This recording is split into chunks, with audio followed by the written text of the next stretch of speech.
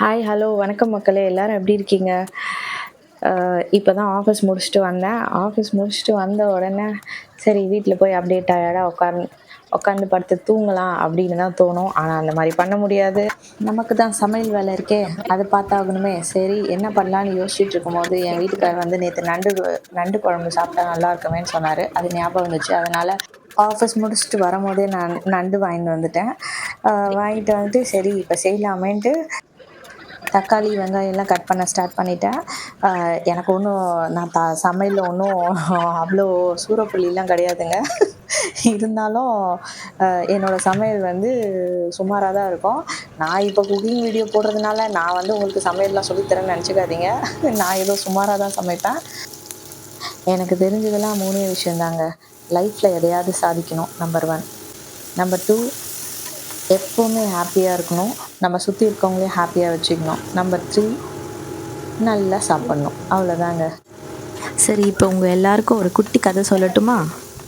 ஒரு காட்டில் புலியும் கழுதையும் வாழ்ந்துட்டு வந்துச்சுங்களாங்க. கழுதை ஒரு நாள் புலிக்கிட்ட சொல்லிச்சான், இந்த புல் இருக்கு இல்லையா, இந்த புல் வந்து ரெட் கலர் அப்படின்ச்சான். அதுக்கு அந்த புலி சொல்லிச்சான், ஏய் என்ன பேசுகிற நீ?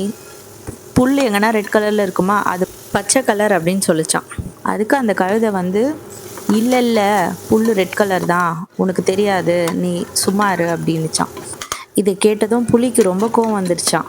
திரும்பி திரும்பி அதுக்கிட்ட சொன்னதே சொல்லிட்டு இருந்துதான், இல்லை புல் வந்து ரெட் கலர் கிடையாது, பச்சை கலர் தான், நீ தான் தப்பாக சொல்கிற அப்படின்னு.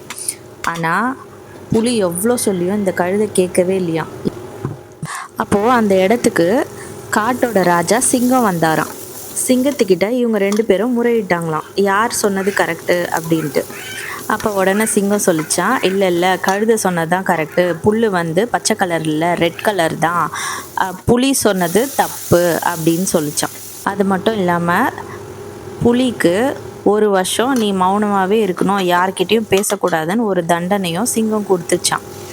இதை கேட்ட கழுதை கொஞ்ச நேரம் நல்லா சிரிச்சிட்டு, நம்ம சொன்னதான் கரெக்டு அப்படின்னு நினச்சிட்டு சந்தோஷமாக போயிடுச்சான். அங்கே இருந்த புலி சிங்கராஜாவை பார்த்து கேட்டுச்சான், சிங்கராஜா, புல் பச்சை கலர் தான்னு எனக்கும் நல்லா தெரியும், உங்களுக்கும் நல்லா தெரியும், பின்ன எதுக்கு கழுதைக்கிட்ட புல் ரெட் கலர் தான்னு சொல்லி அமிச்சிங்க அப்படின்னு ரொம்ப பாவமாக கேட்டுச்சான்.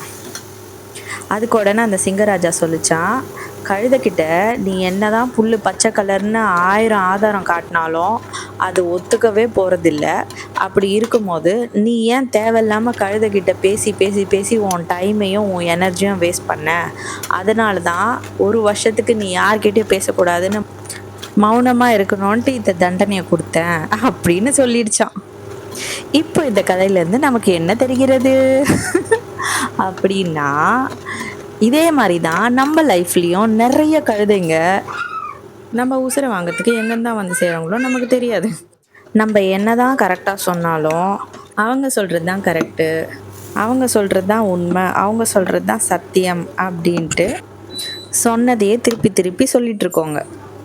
இப்போ நான் என்ன சொல்ல வரேன்னா, எந்த ஒரு விஷயமும் பேசிகிட்டு இருக்கும்போது ஆர்கியூமெண்ட்டாக மாறுச்சுன்னா அந்த இடத்துல நீங்கள் ஜாக்கிரதையாக இருங்க. ஏன்னா ஆர்கியூமெண்ட்டாக மாறுறது அடுத்தவன் உங்களை முட்டாளாக்க ட்ரை பண்ணுறான்னு அர்த்தம்.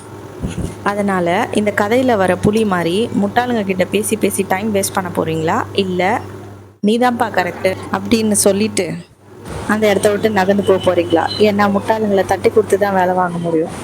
ஓகே, என் நண்டு குழம்பு ரெடி ஆயிடுச்சு. ஸோ நான் போய் சாப்பிட போகிறேன். மணி கரெக்டாக 10:50 ஆகுது.